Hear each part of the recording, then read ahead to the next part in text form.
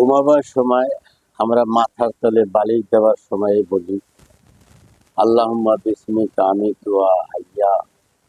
আয় আল্লাহ, আমি আপনার নামেই ঘুমাইলাম, আবার আপনি আমাকে জীবিত করবেন। আলহামদুলিল্লাহ। আর ঘুম থেকে জাগনা পেলে বলি আলহামদুলিল্লাহ ইল্লাযী আহইয়ানা বাদা মা আমাতানা ওয়া ইলাইহিন নুশুর।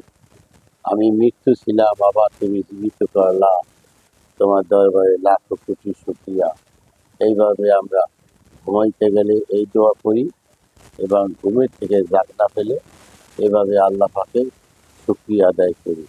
এটাই মুসলমানের করা উত্তম, রাসূলের হাদিস। তাই আমরা ঘুমের সময় এই দোয়া পড়ব, আবার জাগনার সময় দোয়া পড়ব, তারপরে আল্লাহ রসুলের নাম নিয়ে উযু গোসল করে নামাজে যাব। এই নামাজ পড়াটা মুসলমানের কর্তব্য, আল্লাহর হুকুম, ফরজ। মুসলমানের পরিচয় নামাজ। নামাজ পড়ে যিনি মুসলমান তিনি, নামাজ পড়েন না যে মুসলমান না সে।